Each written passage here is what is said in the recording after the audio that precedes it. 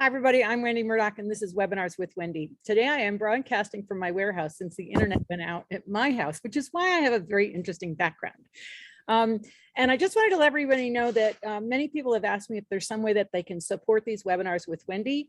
What I've done is I've created a Patreon account. So if you go to Patreon and go to Murdoch Method, if you want to do a small donation, it's $5 a month. Be very happy. It's not required. This is webinar number 248. So that's just for those of you who really feel like you're benefiting from these webinars and feel like you would like to donate, that'd be great. No requirement whatsoever. All the webinars are then posted up on the Surefoot Equine YouTube channel, free for you to watch, listen to. And remember, there's a podcast called Wendy's Winnies available on iTunes, Amazon, and I think Audible, where we upload the audio portion of all the webinars and you can listen to them. Today, my guest is Lynn Acton, and I met Lynn many years ago in Pennsylvania when she came down to ride with me because her sister Danny was riding with me. Hi, Danny, I know you're out there. And we met there, and then that's kind of how we got started. So I'd like to welcome you today, Lynn. Thanks for joining me, and we're going to talk about protector leadership. Thanks, Wendy. It's a pleasure to be here. I have admired your teaching since my first lesson with you, and your lessons have had a profound impact on my riding. And my horse says thank you. That's great. That's really nice. Yeah. So Lynn, I know you've been a horsewoman for many of these long years, but give us kind of like a brief overview of your background, because when I looked at your bio, it looks like you've done quite a lot in your lifetime. A whole bunch of different things. I started as a teenager. I swapped riding privileges for barn chores, working for a horse dealer. And so that was an incredible education because he was elderly and not well. And so we kids were pretty much on our own. And I had to figure out a lot by listening to the horses and by reading absolutely everything I could find in my school and community libraries. So pretty much I learned from the horses and from some of the greatest horse people of the day. And that was up in New York State, right? If I got it right? No, that was actually down in Pennsylvania, closer to where Danny lives. Oh, okay. Okay, great. Yep. And yeah. So did you go to college? What, you know? I did. I went to college. I studied sociology, and just because that was the most interesting thing to me. And then I went to graduate school and I got a master's in systems science. And something was always missing in my life. So I got back into horses really seriously. But I liked looking at the big picture of things. I never specialized in any one area. So I've ridden hunt seat, dressage, Western trail. We've done agility. My horse Bronzz was the 2018 Equagility world champion. And that was just a matter of sort of perseverance and following the instructions that we got as we went through the agility courses. But Bronzz and I have done a lot of different things. And I rode a lot of other people's horses before I had my own. So a lot of different variety of background, which says I've learned from a whole bunch of different people with different perspectives. And that also were, if I'm right, that you were a riding instructor? Yes, I've been a certified riding instructor since '94, CHA certified. Yes. And then your sociology, you know, I always find it interesting when I kind of dig into people's backgrounds, because it seems like that actually is a little clue into what you've gotten into later. Is that right? Absolutely, totally. Because sociology is how, you know, the dynamics of the interactions of different individuals. And so I'm just looking at horses instead of people, but they gave me a background. It also gave me an understanding of research. You know, how do you read a research study? How do you know if it's really a valid one? And then how do you apply it in practical terms? And that's a huge deal, actually, with research, because yes. You know, research is always about controls and controlling as many variables as possible. To have a very narrow lens, which is great for research, but not always great when you go back into the real world of application of how do you take that very focused research and apply it into something that's usable in the everyday life. That's exactly right. That's the biggest problem. Is there's some great research being done. There's some really sharp researchers and who are really horse people too, and they're doing some great stuff. But you know, it gets published in an obscure journal, and what horse person reads that and says, "Oh, goody, I can go out and do this with my horse." Right. But this is what I love to do: is read this research and say, "Okay, what does this really mean for us horse people? What can we do with this, with our own horses, to make our own lives better and their lives better, so we can all have more fun together? And so how long have you been kind of looking at the human research and then thinking about how it applies to horses? I got really pushed. I've always done that. I've always been a voracious reader, and I've always been fascinated by research and how does the science match up with practical application. But I got really pushed into it about 10 years ago when I had a foster pony who didn't follow any pattern that I was told about in horsemanship. He was anxious. So I thought, I need to do less pressure with him, more positive reinforcement. I'm going to not punish things that go wrong. I'm not going to correct him. I'm just going to set him up to succeed and just try and manage things that way. And he blossomed. He went from being anxious to being confident. He went from, I'm not sure about this, to, hey, show me something new now. And he met me at the pasture gate. I kept thinking, there's something wrong here. So one of these days he's going to blow and send me flying, right? No, he did great. And went off and was adopted a few months later. So it got me researching what went right. And so the next, absolutely, what went right? I want to duplicate this. So the next year, I said to the rescue, I'll take a different foster pony, different personality. Okay, they say. So yes, we have a pony she's been trained. She just needs some extra riding miles to be adoptable. Went to meet the pony. The director of the rescue put her in an arena and couldn't catch her. This pony was so scared of everybody and everything. She was just flying around the arena nonstop. And about 15, 20 minutes later, the director of the rescue was just like, I don't know what to do. And I said, well, let me try. I don't catch horses. I invite them to catch me. So can I put up a picture now? Sure. Okay. So this. You co-host. Hang on. Let me just double check. Yeah, you're good. Yep. Okay. So here's Brandy. And so wait a second, before you actually put up that picture, because I think this is going to take us down a really long okay. Yeah. Let's just back up a little bit. So you started working with some rescue horses and you started having some really good successes, it sounds like. And that was about 10 years ago. Yes. And then obviously you started investigating this, testing that, working with more horses. Tell us a little bit about that process. Well, actually, what I wanted to do was work more intensively with one, but I was also coaching a lot of other friends and students on working with their horses in different ways too, and watching what the research said and what other people whose training I admired. When I look at another trainer to see, do I want to emulate them? I'm not looking at what's the trainer doing. I'm looking at how's the horse responding. Do I see a horse who's relaxed, eager to do more? That's the person I want to watch. And so that led you into, because, you sent me a preliminary of your book many years ago now. I'm thinking, because I remember that. Oh gosh, yeah, it was. I think I was still going up to Pennsylvania to teach when you did that. So you started formulating this idea is basically where I'm going.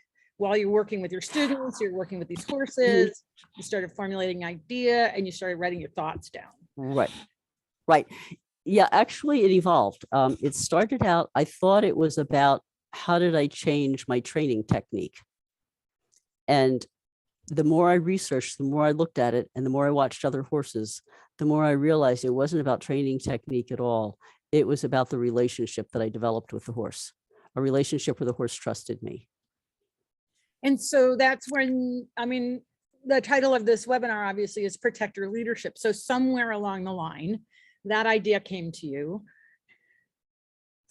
Yeah, well, it's been around for a long time. It's been around forever. Xenophon said, make your horse your friend, because in battle, your life depends on him. If that's not reliability, what is? So it's been around a long time. People call it by lots of different names. There's lots of people today who are doing it, but they all have different names for it. But as I looked at what's the horse looking for, what makes this relationship so good, and what's the research tell us about how it matches up with horse behavior, horses don't care who's in charge. They care who's taking care of them. They want to know who's keeping them safe, who's their protector. And that's why I decided on the term protector leadership, because being that horse's protector is the foundation of the relationship. That's what makes it work.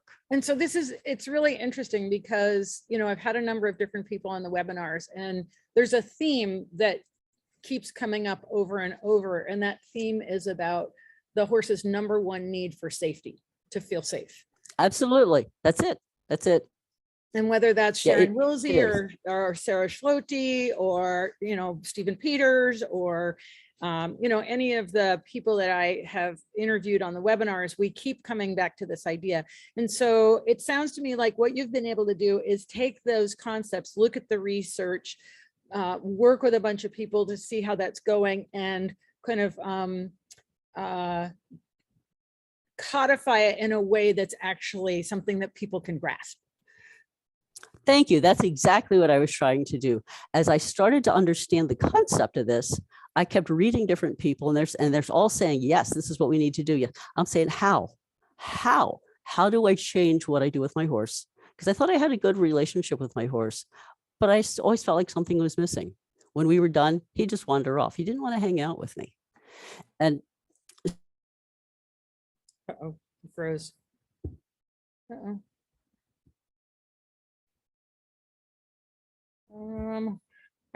Are you back?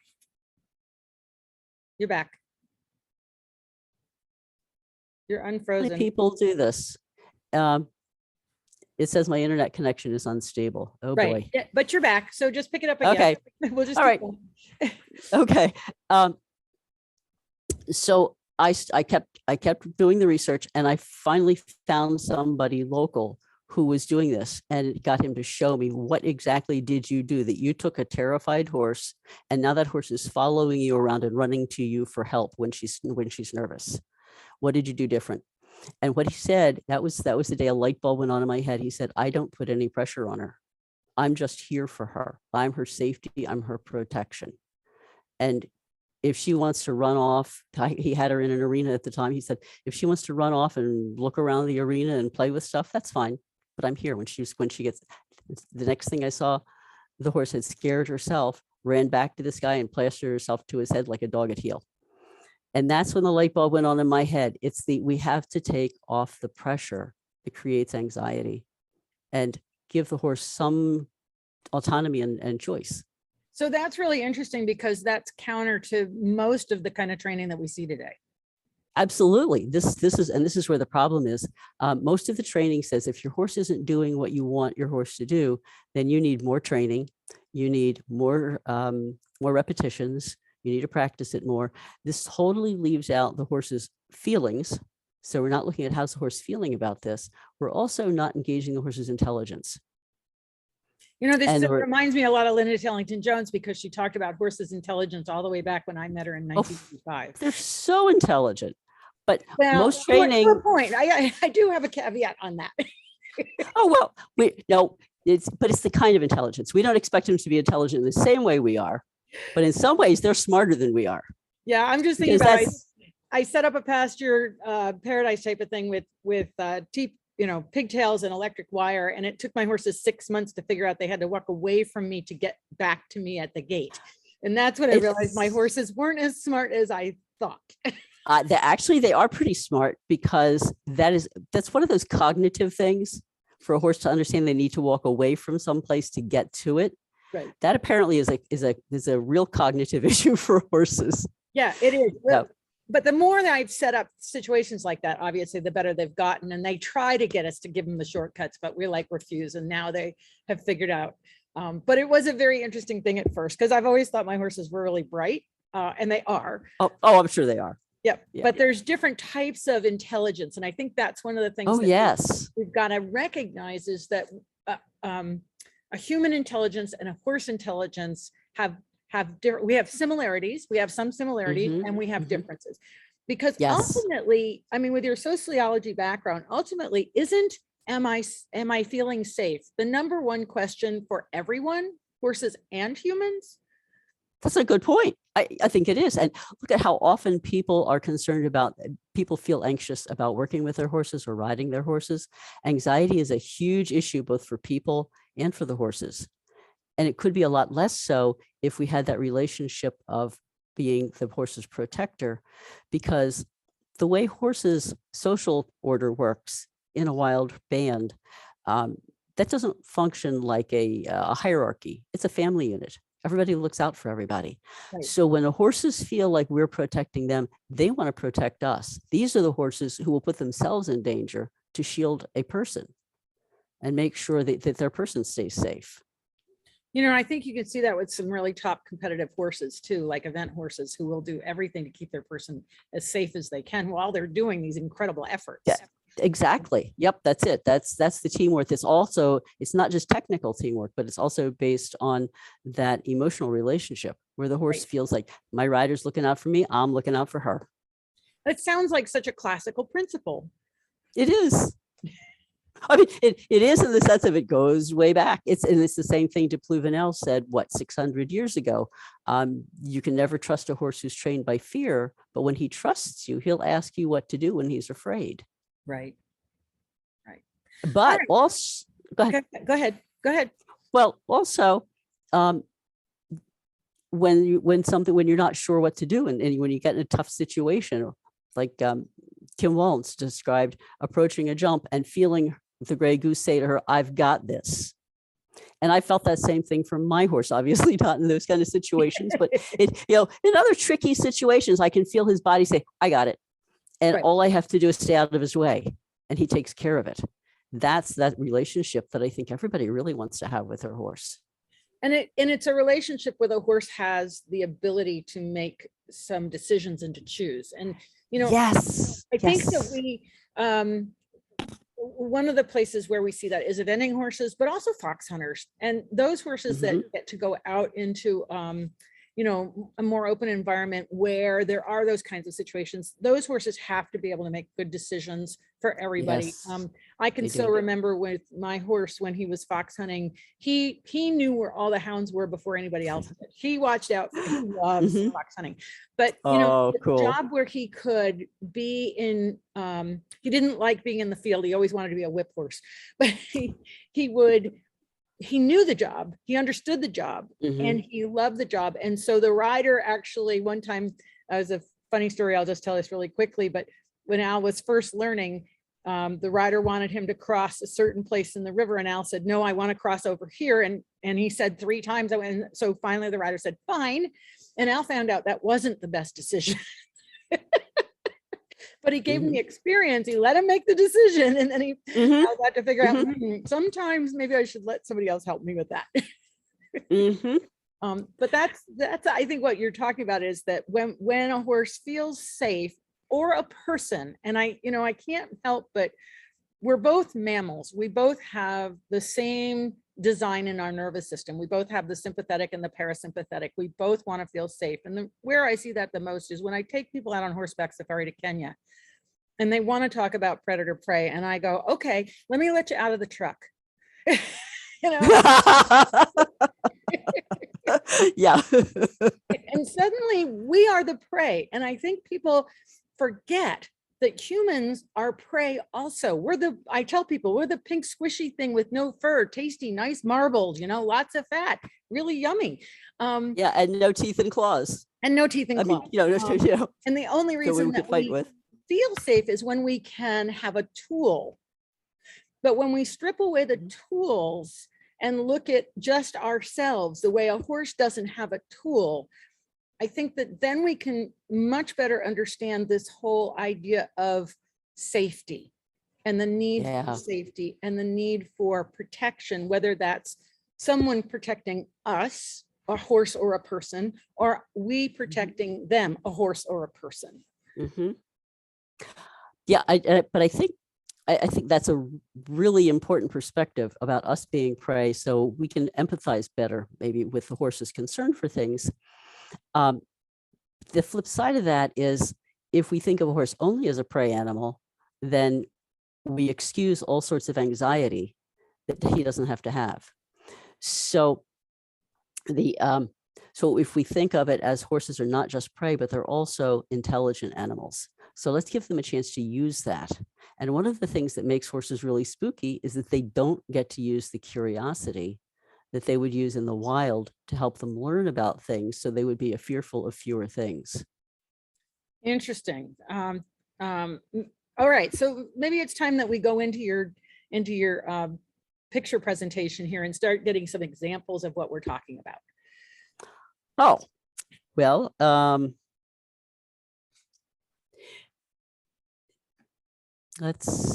I'm thinking maybe if the curiosity thing sounds good, maybe we'll just start there. Sure.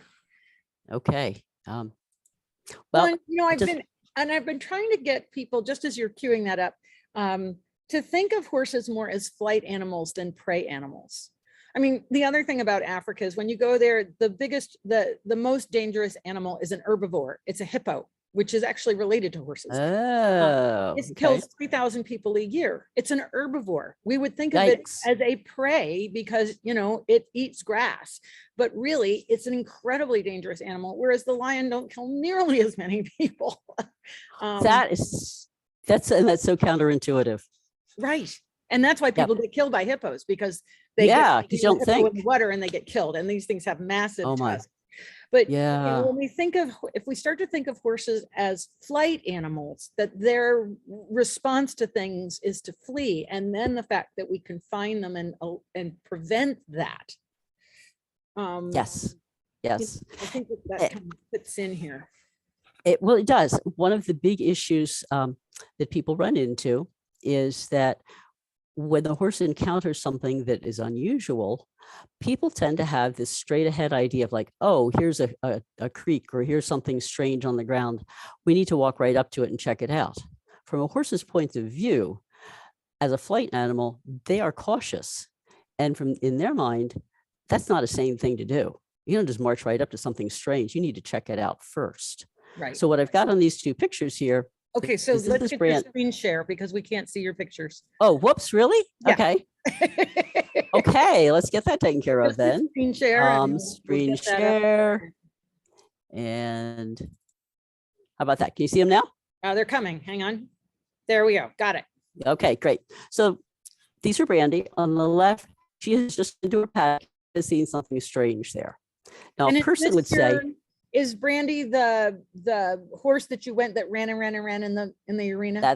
that's the one. She's the one who was so terrified of everything and everybody when she first came to my place. And this was a couple of years after she got here.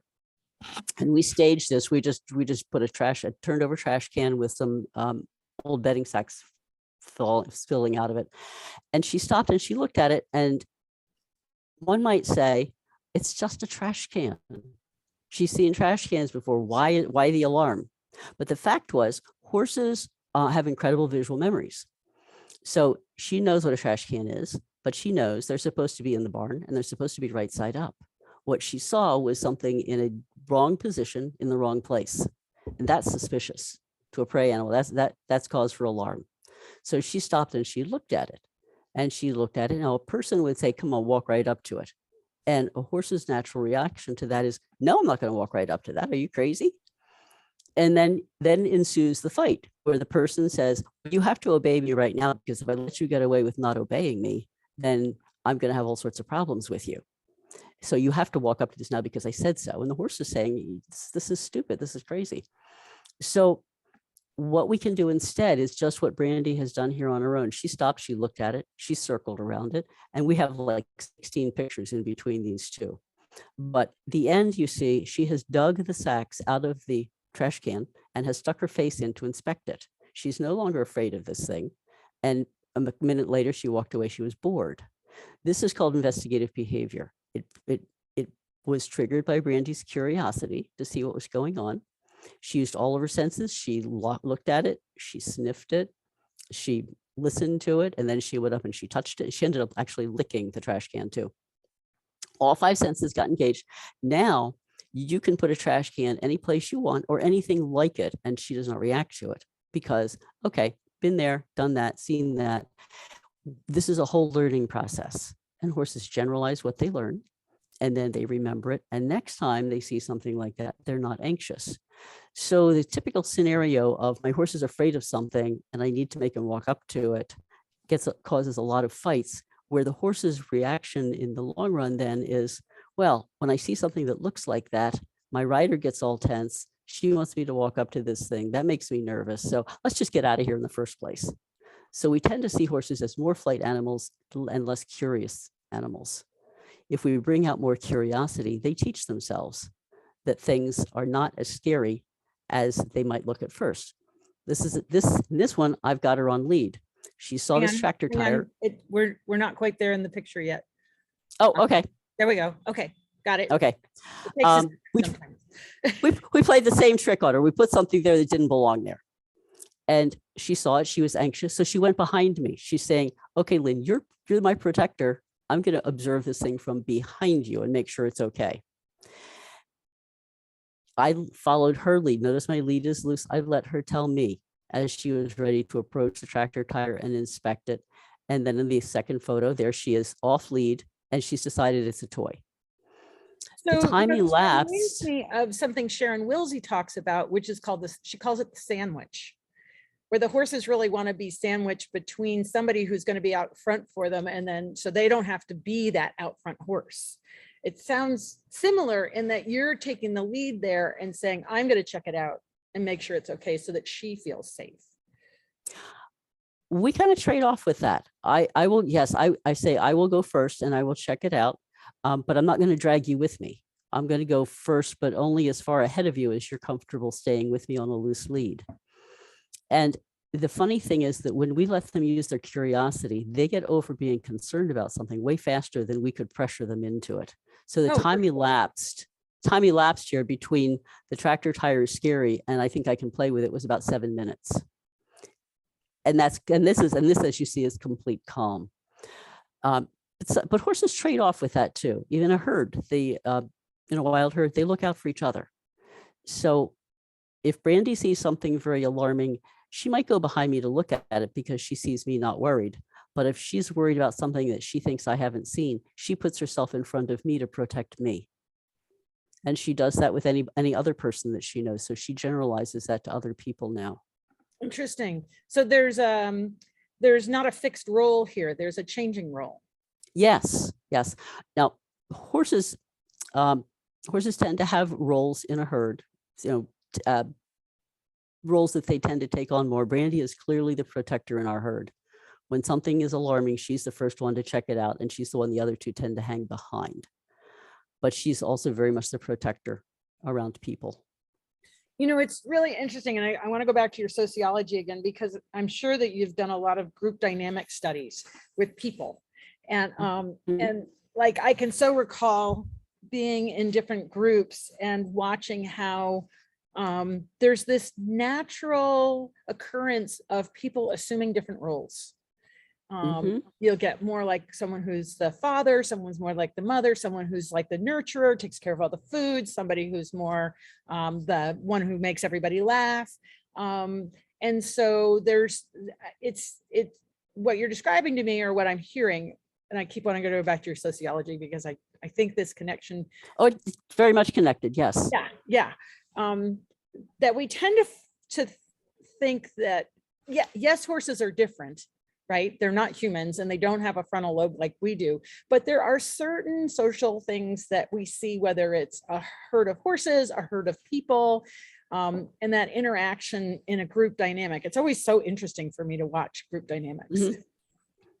Well, it is fascinating.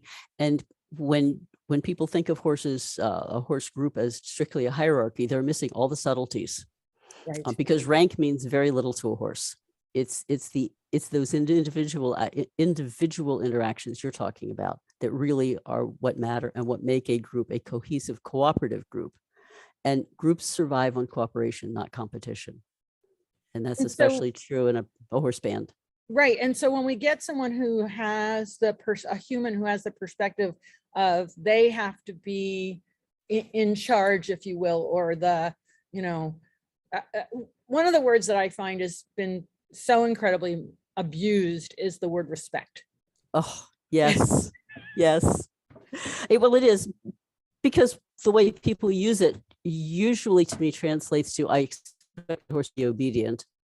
And worse, I expect that horse to be obedient without my having taught him exactly what I want him to do. Yeah. And to basically override all of his normal behavior or natural behaviors just because I'm there. Yes. Yes. Right. Yeah. Expecting that's the same perspective as, well, I just want my horse to know that I'm the safe place to be. That's not good enough. My horse needs to know the whole world is a safe place to be, because I'm not always with him and I'm not always right. I want my horse to be confident of his place in the whole world. And so how does what you do with the horses and the whole idea of protector leadership develop a horse that is confident in the world? And there's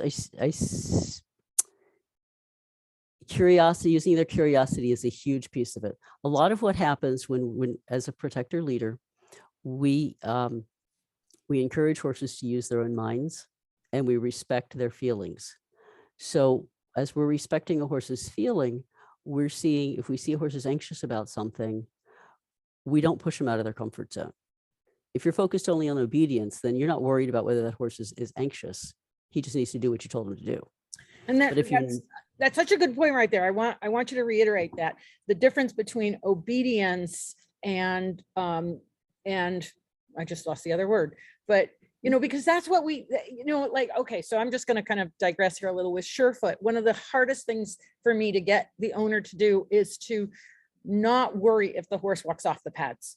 In other words, yes. If the horse walks off the pads, that's what we're trying to see. The horse lost its balance or he's not sure about it and he moves. And if he moves, that tells me, wow, that's really interesting. And yet the owners are like, be good, stay there, don't move, stay on the pad. And it's like, no, let them move. And so, that we have such a hang up about, and rightly so, because horses are animals, right? And we can get hurt.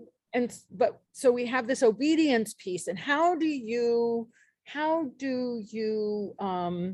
lost my word again, but because there's a certain amount of obedience we do need the horses to stand quietly for the farrier. We do need the horses to not chuck a fit getting in a horse trailer. We do need the horses to but at the same time, how do we honor who they are and allow them that opportunity? I mean, there's that line of safety that we always have to address.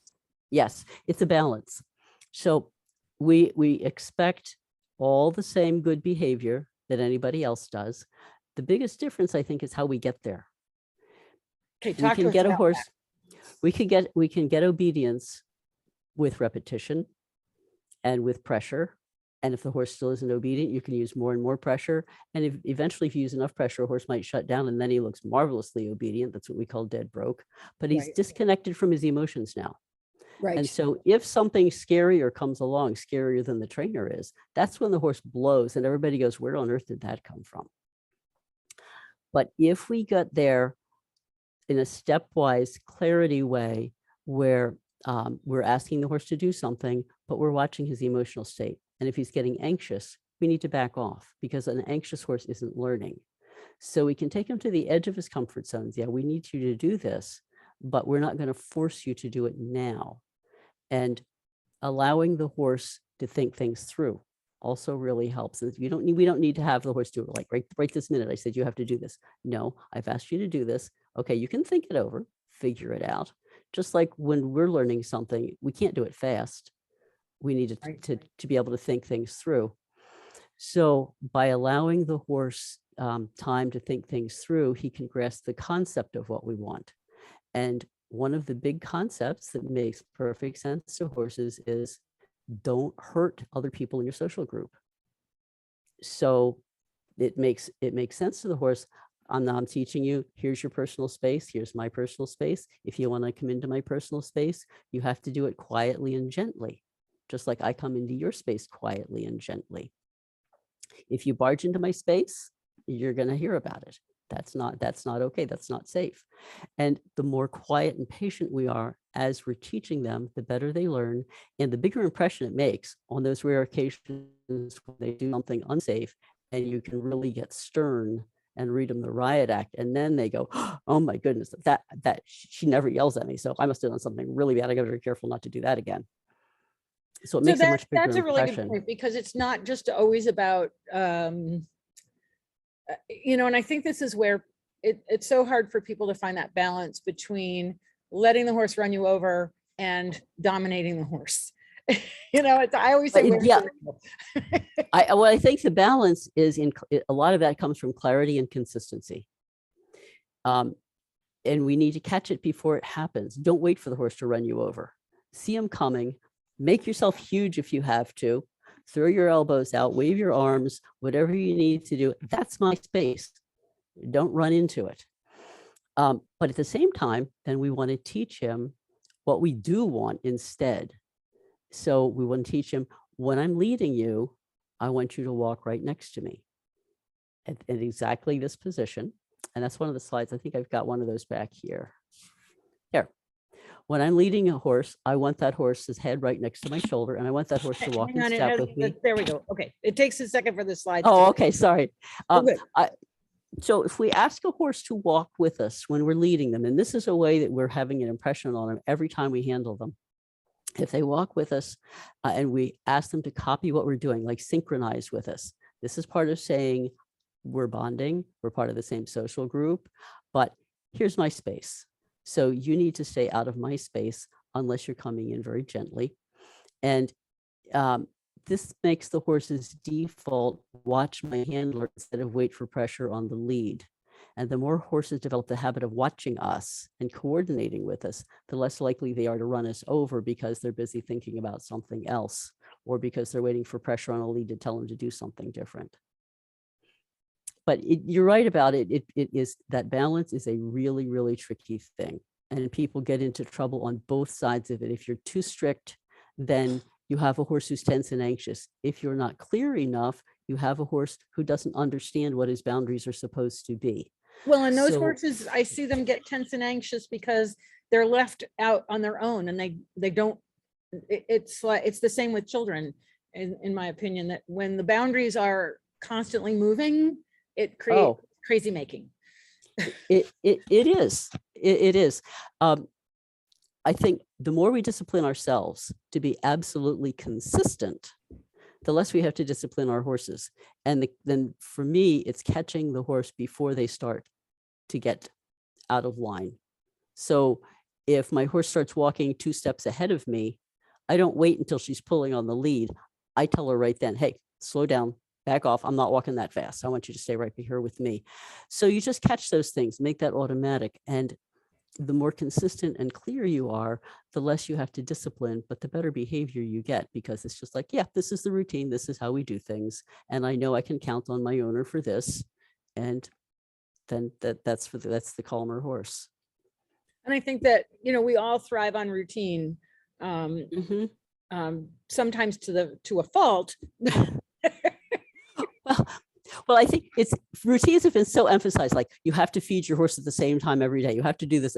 I don't think that's the routine horses care about. In fact, I've seen horses be way more stressed when the feeding time is at exactly the same time every day. Right. And that's what research shows too, that variable feeding time is actually healthier and calmer.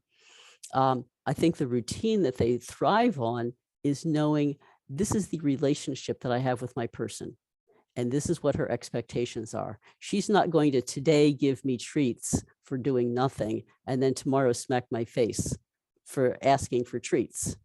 Or I don't just get random treats. I know I have to do something that she approves of in order to ask for a treat, for instance. So when those things are consistent, then horses know where their boundaries are. And they understand social boundaries because that's how they live in a wild herd. Absolutely. Even a domestic herd, you've got to have social boundaries for everybody to get along. Right. And a lot of times when they don't get along, it's because horses haven't learned those boundaries, because they haven't been raised in an environment where they had an opportunity to learn. Yeah. It's always interesting when you have a horse that for whatever reason, and there's many reasons, but for whatever reason, hasn't gotten that social interaction at that very early age. And then to watch them in a group of horses, and how dumb isn't the right word, but they don't get it. They have to be reminded every day. They're like clueless. Yeah. It's like they miss some. Well, it's well known that if puppies and kittens aren't socialized in the right window of weeks of age, then they forever have difficulty. And with dogs, the specific difficulty is fear. Yeah. So they're more fearful of other dogs, more likely to get into fights. And I wonder if the same is not true of horses. I have not yet seen a study of it, but I suspect the same is true of horses. If they don't get socializing during a certain specific window of developmental opportunity there, do they forever have trouble getting along with their own species? Well, and that's, when you look at orphan foals that for whatever reason, or foals that have wound up in the vet clinic because they were ill, I've known a number of them, and they don't have the same social set of skills that a horse that has had a normal experience has. And it seems that it tracks their whole life. That certainly makes sense. And I honestly would not envy anybody raising an orphan foal. I think it would be a really tough job to do that and have a horse come out mentally healthy. Right, unless they had a lot of other horses for that orphan foal to go play with. If they have other horses with them, that really helps. In a wild band, the whole family raises the foal. Older siblings play with them. The father plays with them. The father babysits when they go wandering off to explore the world. So they learn from everybody. So in that herd environment, they would have that sense of protection from the other horses in the herd. And there would be that sort of communal raising of babies. So that they have a social structure. And then, we come along and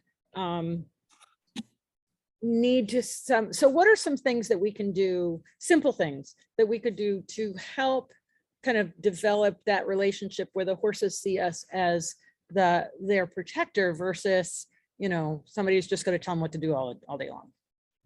Well, looking at this picture of the way I'm leading Brandy, one of the things that foals will do with each other is they synchronize. They'll walk together, trot together, do the same thing together. So if when you lead your horse, every time you lead, you invite your horse to synchronize with you, this is something they automatically understand. So I go out, I walk, she walks, I stop, she stops, I turn, she turns. So we're doing this together.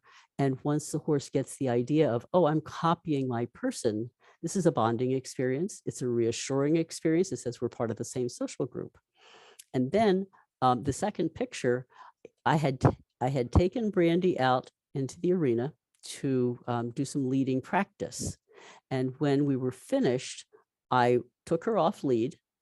She's free to go around and nibble weeds around the edge of the arena all she wants.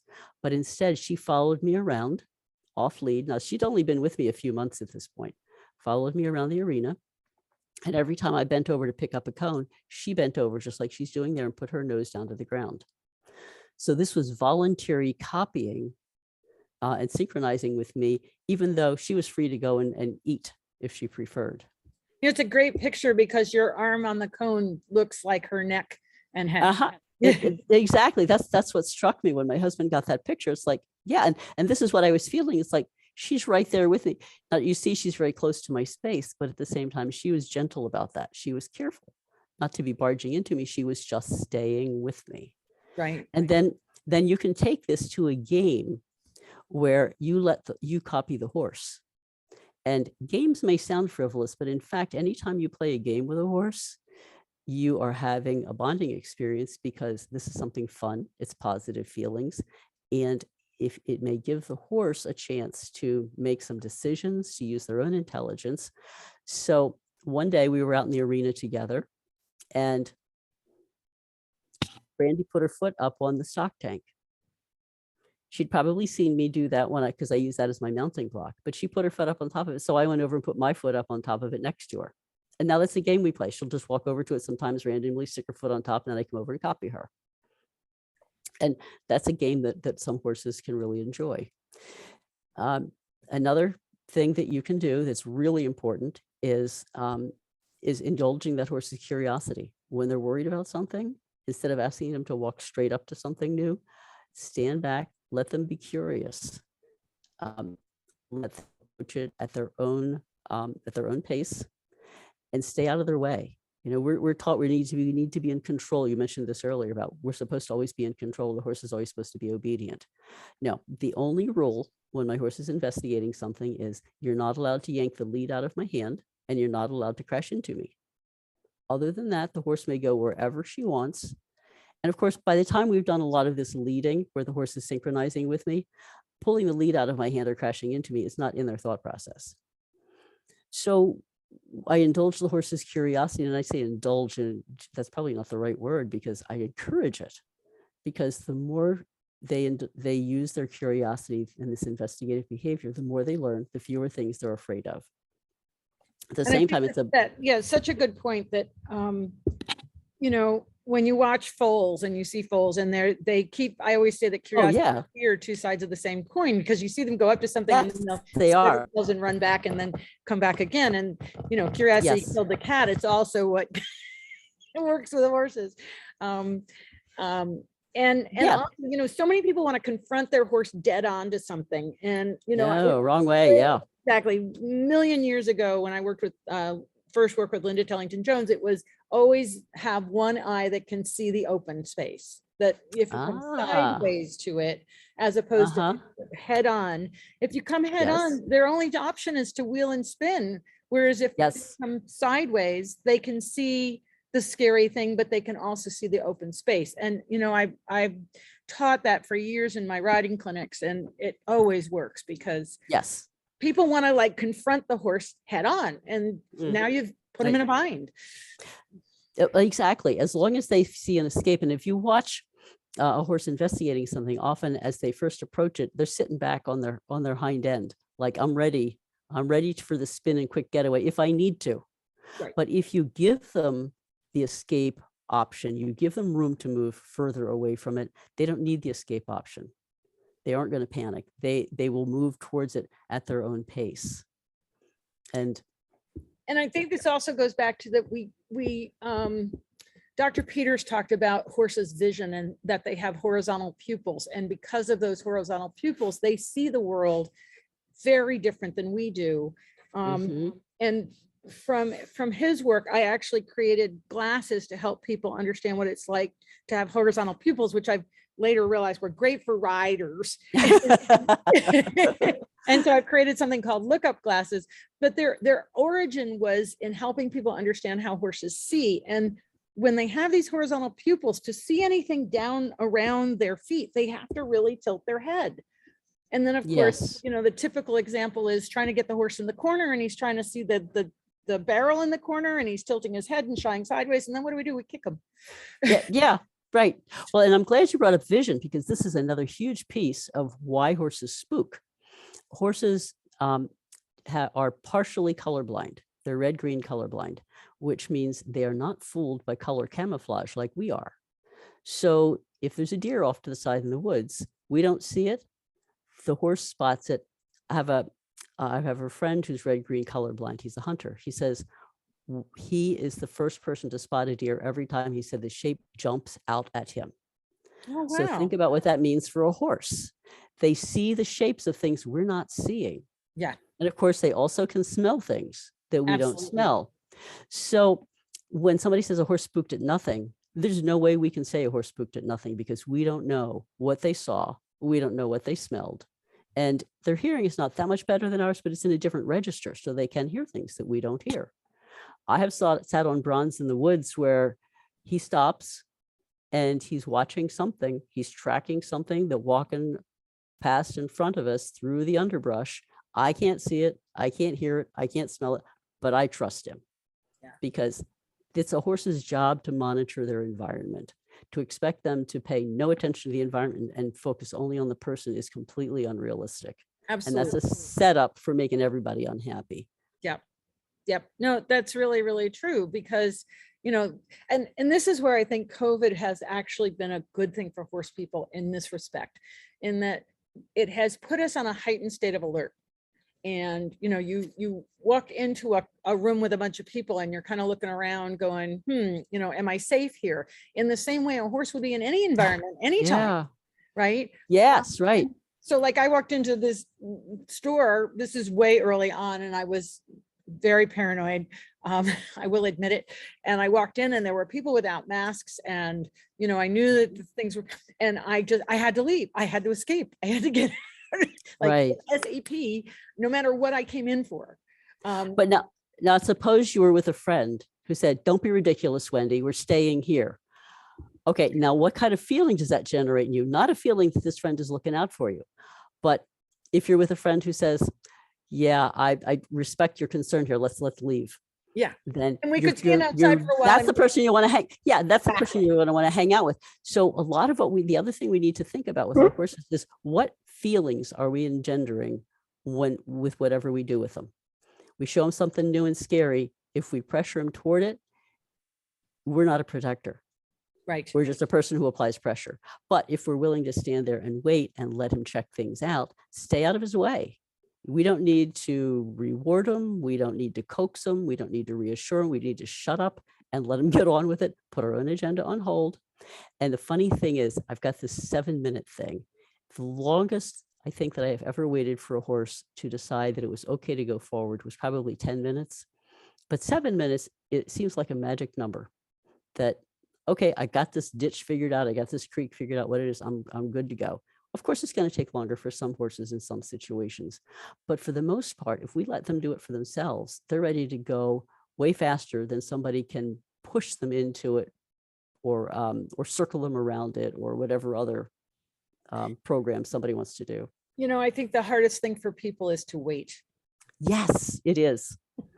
I had an example of this when I went with a friend. She wanted to take her young warm blood on his first ride outside the arena. All went well for about 1/10 of a mile, and we came to a ditch.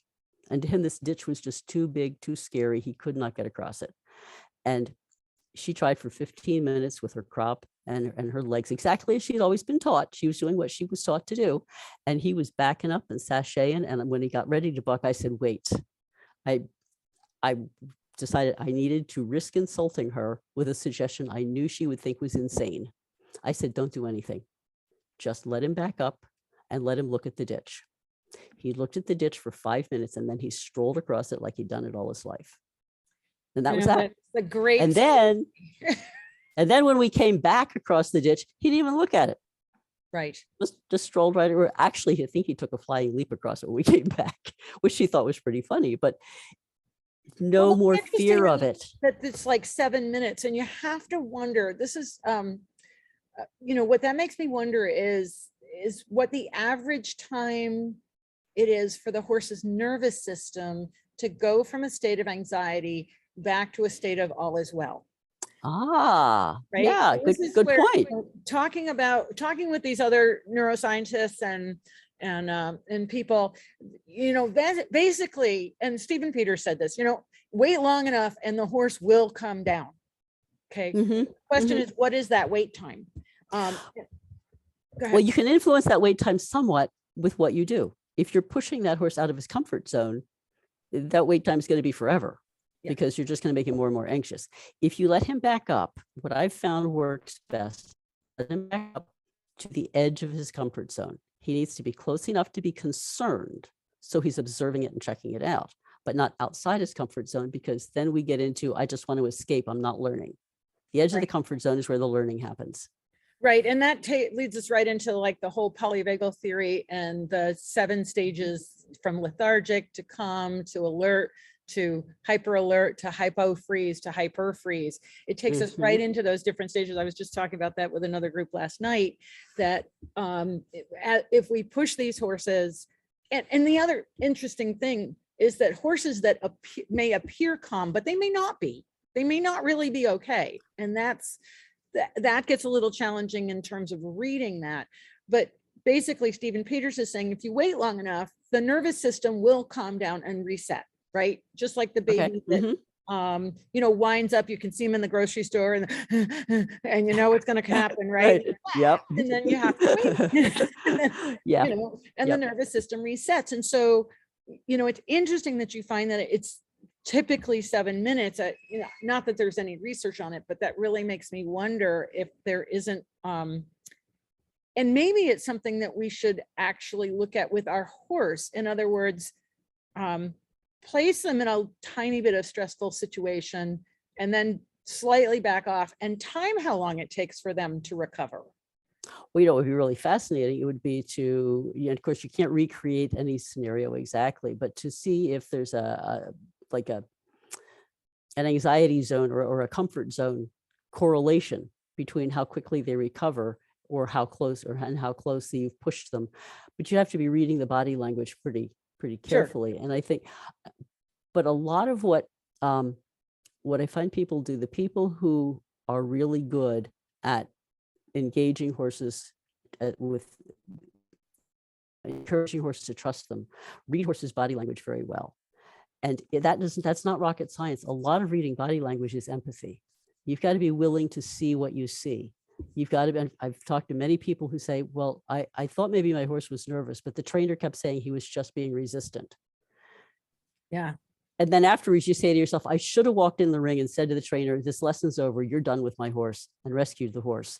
And yet almost none of us have the nerve to do that. Well, that brings up such an important point about authority and how we respond to authority, Yes. and whether or Yes. not we, and that could be a whole nother discussion in itself, but Absolutely. Yep. that, and it can work both ways. In other words, you can have an authority that can push you, and then you can break through a process that you've been stuck, but you can have an authority that threatens you and that actually takes you backward. And that's such a, we're talking about nuances and subtleties, but I think the difference is whether or not you feel safe with that authority, that when they say, yes, you can. Yes, I think so. And the other thing that I've seen is that people who look at a horse with empathy usually are reading a horse pretty accurately. But the people who look at a horse with authority and say, but it's a question of how do they assess the horse's behavior? If somebody says my horse is being resistant, he's being a jerk, any bad name, that person is not really looking at that horse's emotional state, because that's not how horses act. It's not how they think. If somebody looks at a horse and says, yes, he's really anxious about that, we need to adjust what we're doing here and get him calmer so he can start thinking, that person is probably reading that horse pretty accurately. Yeah. And this is, the thing that Surefoot's taught me more than anything is that most behavior problems are balance problems, whether that's mental, emotional, or physical. And when we address the balance problem, we see a huge change in behavior. That's really fascinating, because in her book, in Sue Harris's book, Horse Gaits, Balance and Movement, she mentions balance, and she's mentioned this to me too, as one of the most overlooked problems that horses have, one of the most overlooked causes of so-called bad behavior. My horse won't canter, or my horse keeps bucking, or my horse does this or that bad. A lot of times it is a balance problem. Right. And this is, like I said, this is what Surefoot has taught me more than anything, is that when I address the physical balance of the horse, the emotional and mental balance comes in. Now, obviously nothing's 100%, but when you ground that horse, when he feels secure on his feet, then he's able to evaluate rather than react to his environment. Yep, that makes perfect sense, because a horse who's off balance is actually in danger, because a prey animal who falls down is really in big trouble. So balance issues are really huge for horses. And Yeah. it certainly makes sense that a horse who feels comfortably balanced is going to feel more secure in general. Yep. And just from a physics perspective, given a 1,000-pound horse, the head is 40 pounds, the head and neck is 100 pounds, you swing 100-pound weight over to the side, and if you're not able to stand squarely when you do that, you're gone. Well, yeah, and then add a rider on top who may not be completely balanced herself, and think how much compensating that poor horse has to do. Right.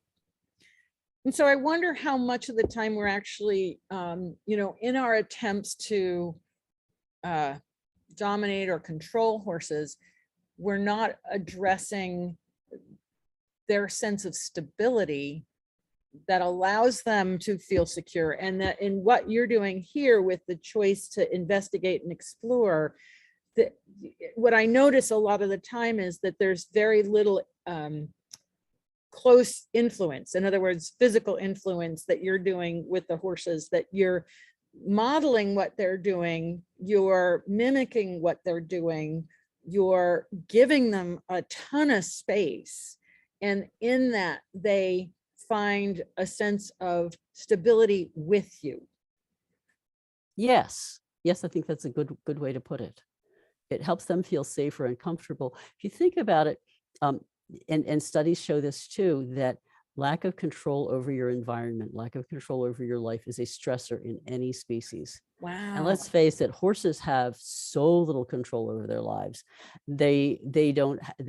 Somebody else decides when they're going to eat, when they're going to go out in pasture, when they're going to breed, when they're going to be weaned, who they're going to be with.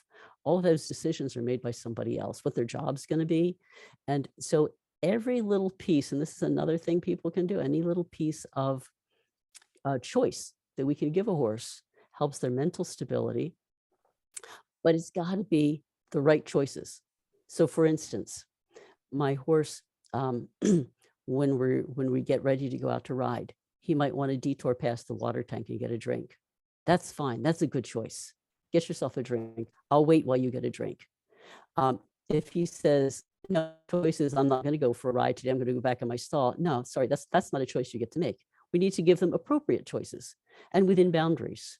Mm-hmm. So when Bronzz had a lot of trail experience, when we first rode on trails, if we came to an obstacle in the trail, his view was like, oh, something in the way, I guess we turn around and go home. No, Bronzz, we look for a way around it. Well, after a while, he started looking for ways around things. Now, I don't even bother looking hardly.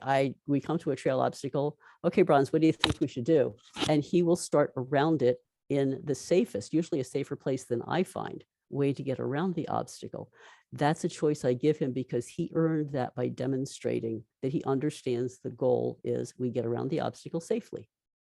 And if he turns around, I know he has said to me, there's no safe way around this. We're out of luck this time. Right.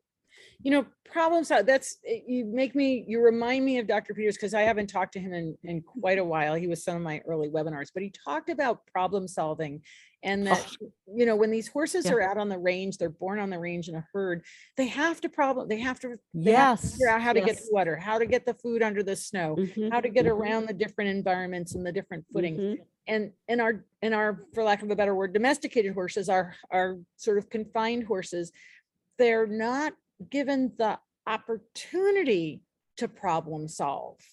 They're basically told, stand here, do this, pick up your feet, and so the more I listen to you, the more it's giving them the autonomy to problem within boundaries, right? Yes. But problem solve, which then develops their intelligence and then can be translated to other problems to solve.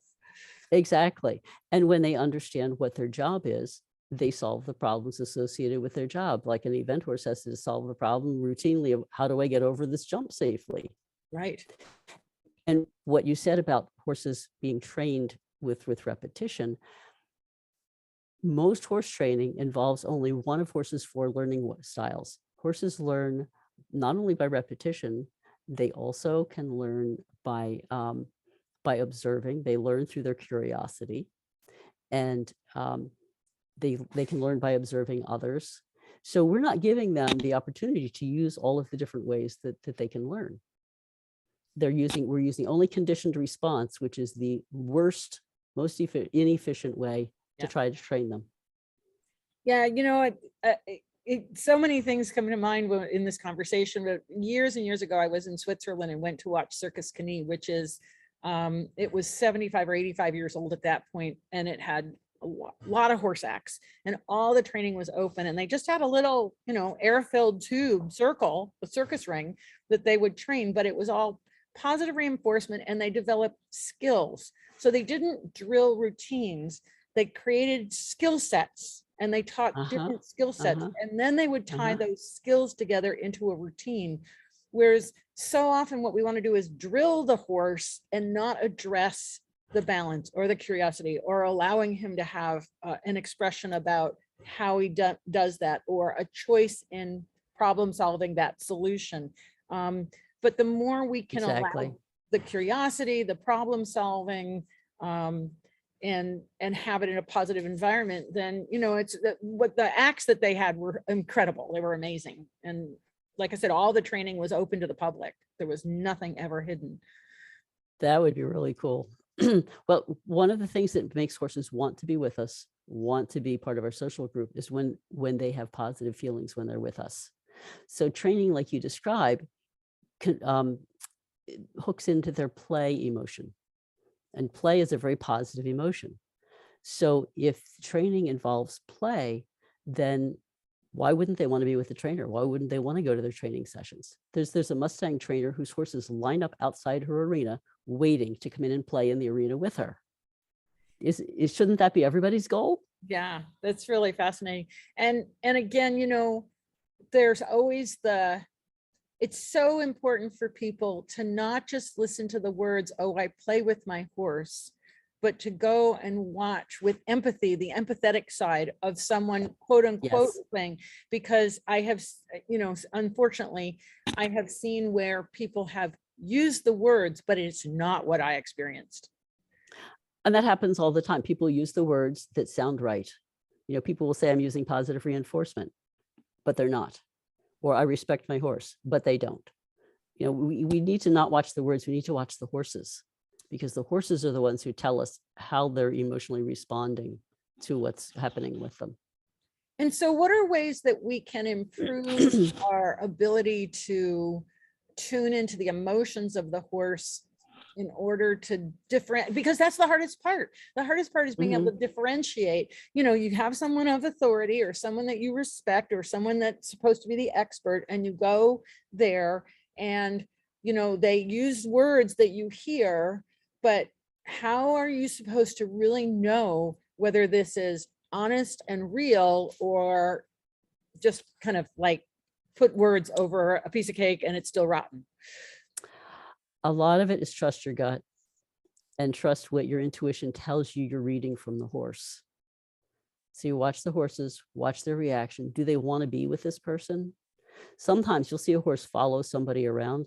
They follow that person because they have found that the alternative is to run laps around a round pen. Well, then of course they'll follow.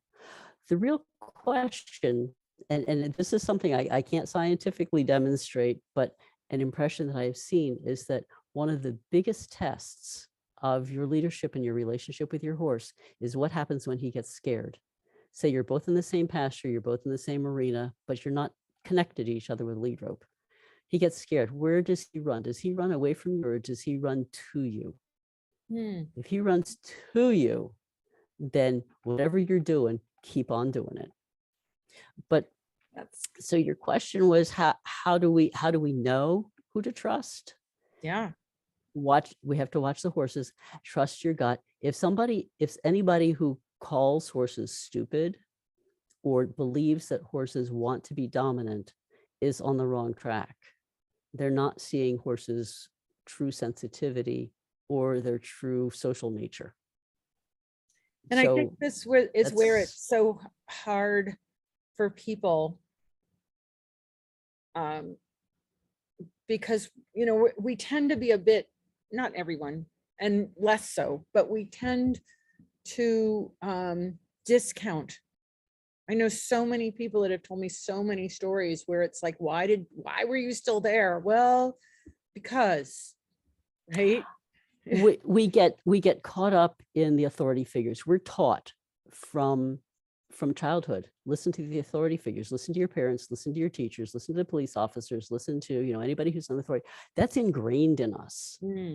And so it's really hard to say that person set up as an authority figure, but that person is not doing good things with the horses. That person is using pressure and intimidation to make it look like he's trained that horse really fast, but that horse is scared.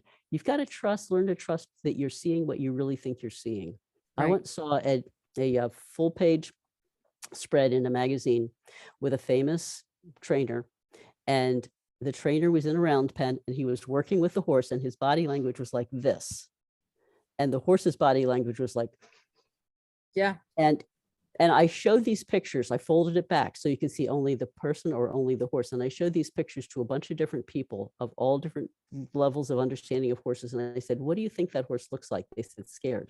What do you think that trainer looks like? Scary, I'd run from him. And yet Wow. this whole auditorium of people are sitting there watching it going, wow, look at that. That horse is doing this, that, and the other thing. Because a lot of this is the sheep mentality of people. It's like everybody says. So you have to be able to trust your own gut. And then you need to go find other people who can support you in what your own intuition and your own gut tells you is the right thing. And you have to trust your horse. Brave sometimes and believe in yourself. Yeah, you do. You do. That's right.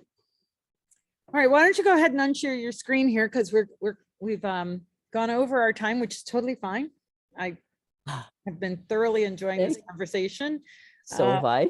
It's been really, really fascinating, and it just keeps reinforcing so many of the things, so many of the guests that I've had on the webinars. And I think that that's what, the more we can realize that this isn't, that there's more and more help out there, and there's more and more people out there that are thinking about this in this different way, which, let's face it, we were all raised from a military school of riding, if you're in my age. Yes. Oh yeah, that's right.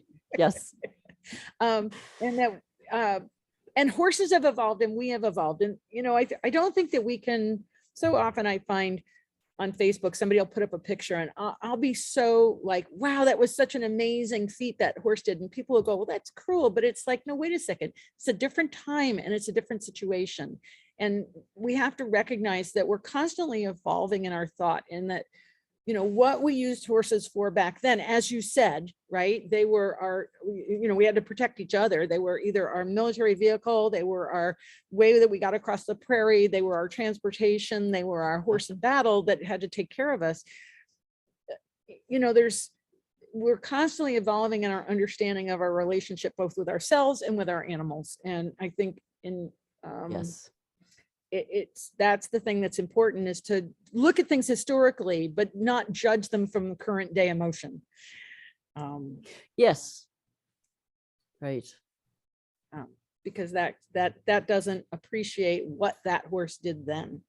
But this has been fascinating, and I have really enjoyed, Lynn. So tell people, where can they find out more about this? And I know you have a book, so tell us or maybe show us out of your book. Yes, if I may, I'll show you the slide of the book. Yep. There, that's Brandy and Bronzz and me, and that's my book. It hasn't come up yet. Oh, sorry, I keep forgetting. Tell me when it's there. I will. Okay, so we have a book, and my horses feature big in the book because they helped me demonstrate all of the points, everything we talked about today. All those, the ideas, the concepts. Okay, we don't have a picture of your book yet, so you have to hit screen. Really? Oh, yeah. Did I hit screen share? I didn't hit share. Oh, jeepers. And Janelle has put up a link to Amazon with your book. Oh, thank you, Janelle. That was wonderful. Okay, share screen. But we'd like to see the cover, so we know we're on the same page. Yes, there we go. Thank you, Wendy. Okay. Awesome. There we go. Yep. And I also have a website, lynnacton.com. I've got a lot of articles on that, and they include, as the book does, a lot of the research. I like to take a research article and explain what it means for us as horse people, how we can apply it, how it helps us understand our horses better. So I've got some articles on my website, and then I'm on Facebook and Instagram. And my horses are, they're pretty much with me on everything that we do. So they show up on Facebook and Instagram pretty regularly. That's great. Well, thanks, Lynn. This has been really interesting. And like I said, it's what I just love is to hear, like, so many of my guests are talking in the same direction and about the same things, but from slightly different perspectives, which is always so helpful because we all hear it slightly differently. Yes. But it really feels like we're all moving in the same direction of greater understanding and empathy with our horses, and ways to communicate with them that form a better partnership. I think so. And the dog world went through a huge revolution in the last 20 years, from really rough training to very much positive reinforcement related training. And I think the horse world is overdue for a revolution like that, that people go from the conditioned response and paying no attention to the horse's feelings to looking at, when we watch their feelings and factor that into our training, then we can have so much more success and so much better a bond and a more reliable horse. And the one thing that we didn't touch upon, but taking the time in the beginning, it takes less time later on. In other words, if you deal with it at a low level over and over and over, you're constantly dealing with it. But if you actually address it, in the end, it takes less time. Just takes a little more upfront time. That's all. Very true. Awesome. Yep, it's just to be inconsistent. Yep. Thank you so much for joining me. And thank you everybody for watching. We'll have a webinar. I'm going to AAEP, American Association of Equine Practitioners, and we're going to be there Saturday through Tuesday. So I think our webinar next week's going to be on Saturday with Laura Plunkett. So we'll pop out an email on Sunday. You can always join the email list at murdochmethod.com, and every Sunday I put out the guests for the following week. So you can check that out there. Thanks to everybody for joining me. Thank you, Lynn. This has been really fascinating, and I've thoroughly enjoyed having a chance to talk to you. Thank you, Wendy. Thanks for inviting me. I've really enjoyed it too. All right. Take care, everybody. Bye. Bye.